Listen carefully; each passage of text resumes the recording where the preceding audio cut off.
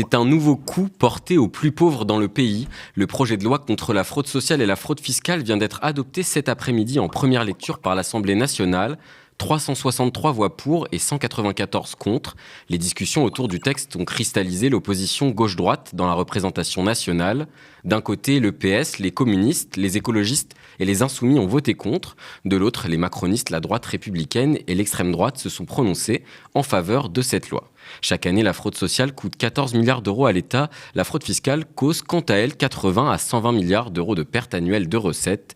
Mais lorsqu'on se penche de plus près sur le contenu de cette loi, on se rend compte que ce sont surtout les bénéficiaires des allocations et des minima sociaux qui sont pointés du doigt. Alors pourquoi cette obstination ?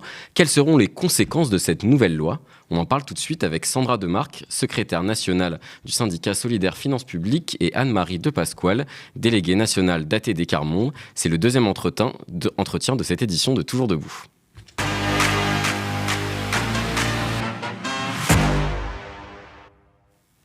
Bonsoir à vous deux.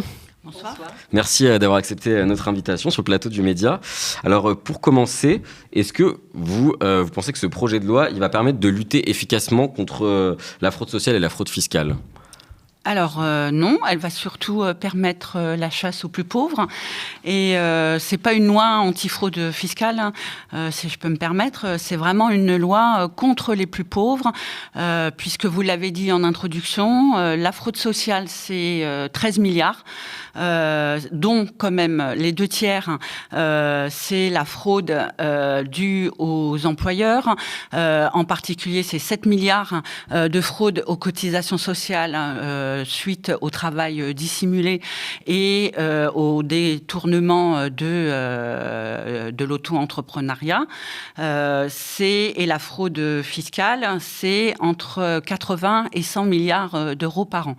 Donc on voit évidemment que toutes les fraudes sont condamnables, mais on voit bien que toutes les fraudes n'ont pas le même impact sur le collectif, le vivre ensemble, etc. Donc c'est vraiment une loi contre les plus pauvres et qui met en place un récit, une nouvelle fois, un récit qui nous dit en fait ceux et celles qui fraudent sont avant tout les plus précaires, les plus pauvres, etc.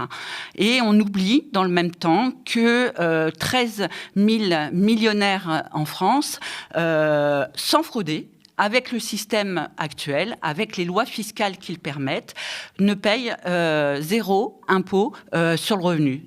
On oublie également, dans le même temps, qu'il y a 211 milliards d'euros d'aides publiques qui sont données aux entreprises et aux plus grands groupes, sans aucune contrepartie ni aucun contrôle. Et là, quand vous regardez un petit peu précisément, et ça, on y est aidé par le rapport du Sénat sur les aides publiques, on s'aperçoit que là aussi, il y a un peu de fraude. Et on voit bien qu'à travers cette loi, la fraude fiscale en particulier, n'est pas du tout l'objet de cette loi. C'est vraiment les plus précaires et les plus pauvres qui sont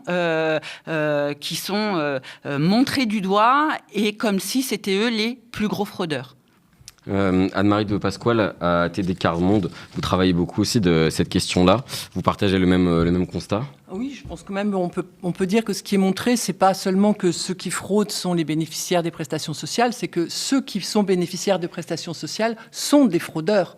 Et du coup, cette étiquette est manifeste sur l'ensemble des personnes bénéficiaires des prestations.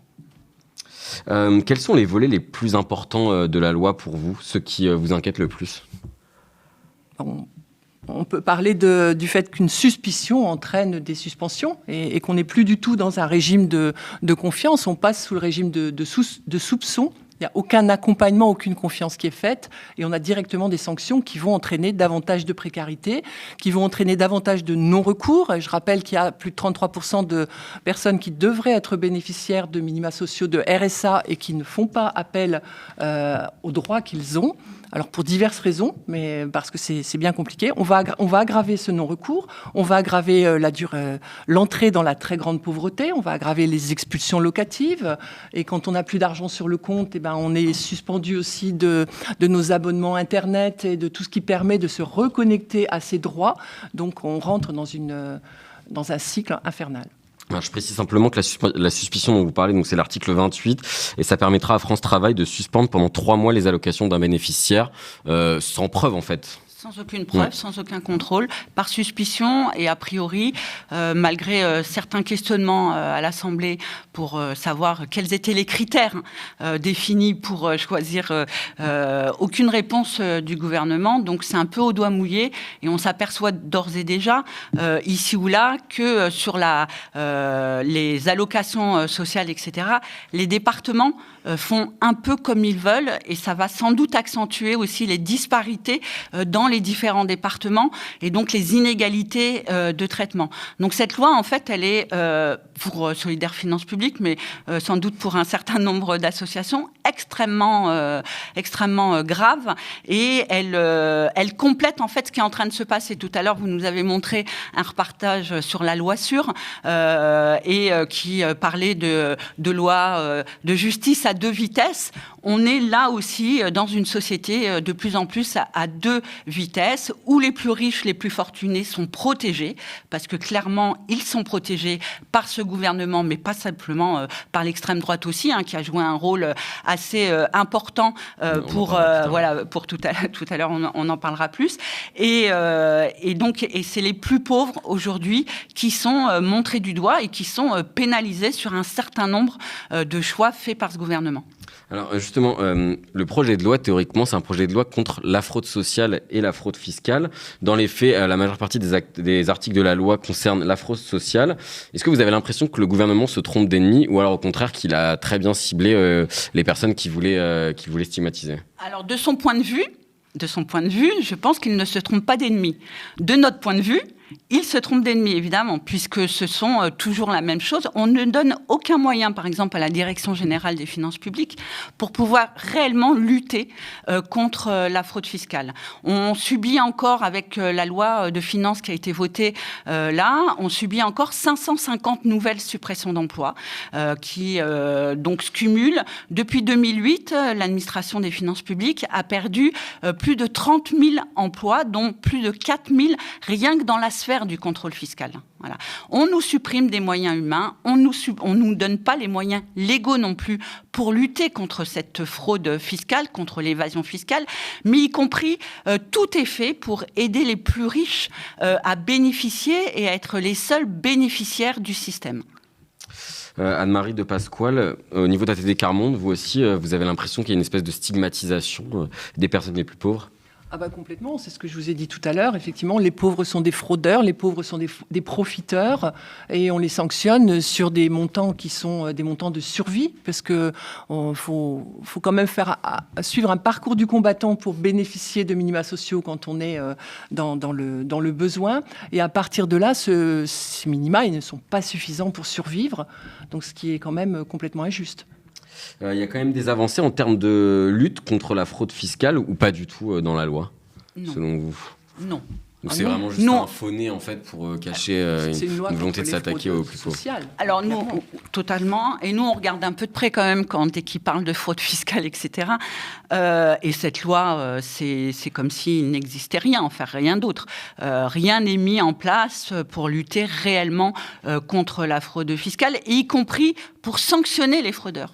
Parce que là, vous voyez que toutes les principales articles de cette loi sont basés sur punir les fraudeurs, soi-disant, donc les allocataires de prestations sociales en particulier, mais rien n'est dit sur la sanction des fraudeurs fiscaux. Et donc, rien n'est dit contre ceux et celles qui aujourd'hui, ne participent pas et ne veulent surtout pas participer à la vie collective, à l'intérêt général et à la société qu'on s'est toutes données, en particulier en finançant les services publics et un certain nombre de choses. Donc, et c'est ça aussi qui est problématique. Donc, on voit bien dans quel sens ce gouvernement veut et tous ses alliés aussi, malheureusement, dans cette Assemblée nationale. Anne-Marie de Pasquale, est-ce que vous avez des préconisations sur justement comment, au contraire, plutôt à mieux améliorer, mieux accompagner et à en finir en fait avec sa stigmatisation des plus pauvres? Déjà en finir avec cette politique de suspicion, je pense que ça c'est une première chose. Un accompagnement dans la confiance semble indispensable. Là, ça ne fait que renforcer des dispositifs qui existent déjà. Pour ce qui est du RSA, il y a déjà la loi plein emploi qui vient sanctionner, complétée par le décret sanction remobilisation, qui sanctionne déjà des personnes qui sont soupçonnées sans forcément avoir bénéficié d'un accompagnement, puisqu'on voit que les contrats sont signés parfois en ligne et pas directement, qu'il n'y a pas de rencontre avec un conseiller. Le volet accompagnement, c'est celui-là qu'on demande évidemment. Alors, j'aimerais qu'on écoute un extrait du ministre du Travail, Jean-Pierre Farandou, qui s'est exprimé le 2 avril dernier sur France Télé. Chasse aux fraudes sociales, c'est-à-dire les indemnités indues, c'est pas très bien, mais bon. Alors que la fraude fiscale est considérée comme beaucoup plus coûteuse pour les finances de l'État. Je voudrais corriger peut-être votre expression. Dans la fraude sociale, moi c'est celle-là que je gère. L'effort principal, il est sur les entreprises qui fraudent. Il n'est pas sur les personnes. Et dans les entreprises qui fraudent, vous avez deux grands motifs. Vous avez le motif historique, mais toujours là, du travail dissimulé, où les entreprises ne paient pas les cotisations. C'est plus des entreprises qui emploient des gens au noir. Au noir, exactement. Ou ils n'en déclarent pas assez ou pas assez d'heures. Il y a différentes manières de tricher. C'est très, très important parce que ça prive la sécurité sociale des cotisations. Et les cotisations, c'est ça qui permet de payer des retraites, de rembourser les gens quand ils sont malades. Donc c'est très, très important. Et on a des instruments nouveaux dans cette loi qui nous permettront d'être plus efficaces. Et puis une nouvelle forme de fraude, c'est la fraude à la formation, qui est d'ailleurs qui est doublement critiquable parce qu'elle triche sur l'argent public. Plus grave, elle fait des mauvaises formations pour les jeunes qui, à l'issue de leur formation, n'ont pas leur diplôme et n'arrivent pas à s'insérer dans la vie professionnelle. Moi, j'ai déjà décidé de fermer un centre de formation d'apprentis en région parisienne. On va en fermer d'autres s'il le faut. Et là encore, cette loi nous permettra d'éviter cette fraude, je vous dis, doublement critiquable, fraude à l'argent public et sur le dos des jeunes. Alors, on en parlait, vous disiez 13 milliards, 14 milliards d'après le Haut Conseil du financement de la protection sociale. Donc ça, c'est le montant de la fraude sociale. La moitié sont le fait du travail dissimulé qui permet aux employeurs d'éviter, entre autres, par exemple, de payer les cotisations patronales. On a entendu que le ministre du Travail, est-ce que c'est pas une bonne nouvelle, finalement, cette volonté de lutte contre le travail dissimulé ? On ne peut pas s'opposer à cette volonté, mais là, en fait, il masque la réalité. Il masque la réalité du contenu de la loi, qui ne s'adresse pas spécialement aux entreprises qui fraudent aux déclarations sociales. C'est du marketing un peu pour... Complètement, là c'est pour évacuer le sujet, mais le sujet c'est pas celui-là. Là c'est de la communication pour nous endormir en fait, clairement, et se endormir sur ce qu'ils font clairement. Quand vous voyez la loi, parce que maintenant c'est plus un projet de loi, la loi, vous voyez très clairement que c'est pas sur les entreprises, le patronat qu'ils s'attaquent, c'est sur les allocataires des prestations sociales. Et c'est eux qui sont montrés du doigt en nous disant que quand vous touchez des allocations, que vous trichez et que vous êtes des fraudeurs. Cette loi, elle dit ça en fait. Bon, et c'est pas la communication du gouvernement, que ça soit Farandou ou quelqu'un d'autre, parce qu'on les entend beaucoup depuis quelques jours, qui démontreront ça. Il faut lire la loi. Et la loi, elle est claire. Mais là, excusez-moi, mais il détourne quand même le sujet en prétendant que des centres de formation, parce qu'ils ne sont pas corrects, empêchent des jeunes de s'insérer concrètement dans la société. Et là, le problème, c'est encore un autre, c'est celui du manque d'emploi réel. Donc, il détourne à nouveau la question. C'est quand même le ministre du Travail. Et c'est très drôle parce que, dans le même temps, il ne répond pas à la question de la journaliste qui lui parle du montant de la fraude fiscale. Et donc, lui, il évite, il se cache derrière son mandat de ministre du Travail pour pas répondre à la réalité du montant et de la fraude fiscale, parce que de toute façon, c'est pas de ça dont il s'agit et que cette loi n'est qu'une loi contre les pauvres et c'est une chasse de nouveau contre les plus pauvres de ce pays. Alors justement, on parle de chasse contre les plus pauvres de ce pays. La fraude aux prestations sociales, elle est estimée à 400 millions d'euros chaque année. C'est vrai que quand on met ça dans la balance par rapport à la fraude fiscale, on a l'impression qu'il y a quand même un déséquilibre assez important. Bien sûr, et là, Comme vous l'avez dit, on supprime des moyens pour contrôler la fraude fiscale. Donc effectivement, c'est 2 poids, 2 mesures qui sont déjà existants. Tous ces dispositifs, ils existent pour contrôler. Mais pour contrôler en accompagnant, le nombre d'erreurs qui sont faites parce que les formulaires sont compliqués, parce que l'accès au numérique est difficile, n'est pas forcément du fait d'un fraudeur avéré. Parfois, c'est des cas de fraude qui ne sont pas forcément volontaires et qui sont créés par la complexité des procédures, c'est ça que vous voulez dire ? C'est très facile à régler. Par contre, une suspension de droit, si c'est 3 mois sans recevoir de revenus, comment ça se passe dans la famille ? Quels sont aujourd'hui, on en a parlé un petit peu, justement, les principaux obstacles à une lutte efficace contre la fraude fiscale, Sandra Demarque peut-être ? Déjà, la volonté politique. Je pense que c'est la plus importante. Quand il n'y a pas de volonté politique pour lutter contre la fraude fiscale, il y a rien qui va se passer. Et c'est ce gouvernement-là, c'est les précédents, ça fait très longtemps qu'il n'y a pas de volonté politique pour lutter contre la fraude fiscale. Pourquoi ? Parce que ça concerne les plus grands fortunés, les plus grandes entreprises. En ce moment, en particulier, les amis proches de ce gouvernement, etc. Donc, regardez tout ce qui s'est passé autour du débat sur le projet de loi de finances à l'automne. Dès qu'il y a eu cette discussion autour de la taxe Zuckman, alors franchement, ça n'allait pas mettre en difficulté les milliardaires, vraiment pas. Quand vous voyez des milliardaires comme Bernard Arnault, qui parle quand même très peu, qui s'est mis à défendre en disant « mais qu'est-ce que vous êtes en train de faire ? Si vous nous taxez, nous allons partir et tout. » Enfin, c'est toujours le même topo qui nous font. Et donc, on refuse. Il n'y a pas de volonté politique. Et tant qu'il n'y aura pas cette volonté politique, il n'y aura pas de moyens qui seront donnés aux finances publiques, à la Direction générale des finances publiques, donc c'est-à-dire des moyens humain, parce qu'il faut recruter pour contrôler clairement. C'est pas l'intelligence artificielle qui fera le travail à notre place, clairement. Et il faut nous donner aussi des moyens juridiques, ce qu'on n'a pas aujourd'hui, au contraire. Et cette loi-là n'est pas une loi contre la fraude fiscale. Les lois précédentes ont même permis de dire qu'il fallait pas être trop invasif dans nos contrôles dans les entreprises, etc., qu'il fallait être compréhensible, etc., et accompagner les entreprises. Donc, petit à petit, et depuis un certain nombre d'années, en fait, le contrôle fiscal, en particulier, il est totalement dénaturé de sa nature première. C'est-à-dire qu'aujourd'hui, contrôler une entreprise, ça serait mettre à mal une entreprise. Mais non, contrôler une entreprise fiscalement ou des plus fortunés, c'est le revers de notre système fiscal d'aujourd'hui. C'est-à-dire que vous déclarez, et le revers de la déclaration, c'est que nous, on contrôle pour voir que vous soyez bien dans les clous et pour pas tricher ou frauder. Donc, il n'y a pas de volonté politique pour ça, et tant qu'il n'y en aura pas, il n'y aura pas de lutte réelle contre la fraude fiscale, qui pourtant s'élève entre 80 et 100 milliards par an. Même chose en ce qui concerne la lutte contre la pauvreté ? Oui, je pense même qu'il y a une volonté politique de continuer à montrer du doigt les pauvres comme des fraudeurs, et ensuite de se dire qu'on est obligé de faire des lois, puisque effectivement c'est un fait, alors que c'est un fait qui est complètement fabriqué. Alors, Anne-Marie de Pasquale, il y a un de vos collègues, Geoffrey Renimel, qui a déclaré à Bastamac dans une interview sur le sujet que cette loi, c'était la concrétisation des discours sur l'assistanat qui ont prospéré. Ça veut dire quoi ? C'est quoi ces discours sur l'assistanat ? Les pauvres sont des profiteurs, et en fait, c'est l'image de la personne qui est bénéficiaire d'un RSA qui est dans son canapé.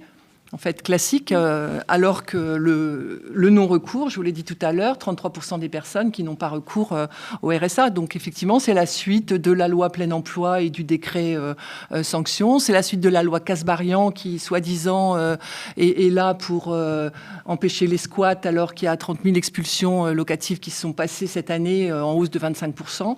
C'est la suite. C'est en fait c'est une espèce de construction politique, justement, d'un problème qui n'en est pas un. Ou d'un problème qui est pris à l'envers, en fait, oui. Pour moi, c'est un problème qu'on puisse encore tolérer la pauvreté aujourd'hui, mais ce qu'on ne tolère pas, c'est les pauvres, et on ne chasse pas la pauvreté. Donc on se trompe. Ce texte, ça fait plusieurs mois qu'il est discuté au Sénat comme à l'Assemblée. Il y a eu beaucoup d'évolutions au gré des amendements proposés. Parmi eux, justement, cet amendement du député RN David Magnier. Alors cet amendement vise à renforcer le caractère dissuasif des sanctions en matière de fraude aux prestations sociales. On le voit dans le cadre actuel ne permet pas de lutter efficacement contre les fraudes répétées. Or, détourner des prestations, c'est priver ceux qui en ont réellement besoin. Donc cet amendement propose un dispositif de pénalité progressive. Donc une amende plancher égale au triple des montants indûment perçus dès la première fraude, une majoration à 5 fois le montant en cas de récidive et à partir de la 3e infraction, des suspensions aux droits sociaux et pour les particuliers et des fermetures administratives renforcées pour les entreprises. Avec ce dispositif, nous assurons une protection plus efficace des finances publiques et envoyons un signal clair, la tolérance zéro sur la fraude aux prestations sociales. Je vous remercie. Je vous remercie. Votre avis ? Alors ça, c'est un amendement qui a été voté, mais qui n'était même pas dans le projet de loi initial. Qu'on entende ce genre de discours de la part de l'extrême droite, c'est pas particulièrement surprenant, ça fait un moment que c'est leur fonds de commerce. En revanche, que ce soit repris par certains députés macronistes et les Républicains, est-ce que ça vous étonne ou bien pour vous, ça participe d'un glissement assez logique ? Enfin, nous, on considère que ça participe d'un glissement logique. Et par ailleurs, c'est très important de montrer ce genre d'amendement proposé par le Rassemblement national.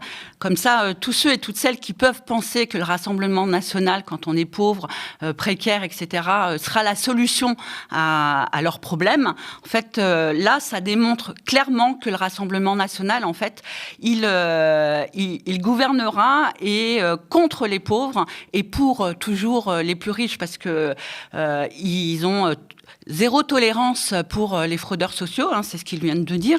En revanche, on aimerait bien qu'il ait zéro tolérance aussi pour les gens de son parti qui fraudent et qui sont même condamnés. Anne-Marie de Pasquale. Ce discours, il est inquiétant, et ce glissement que vous avez nommé de la droite macroniste vers ce vote, il est inquiétant à un an des présidentielles. Comment est-ce qu'on fait pour inverser cette tendance ?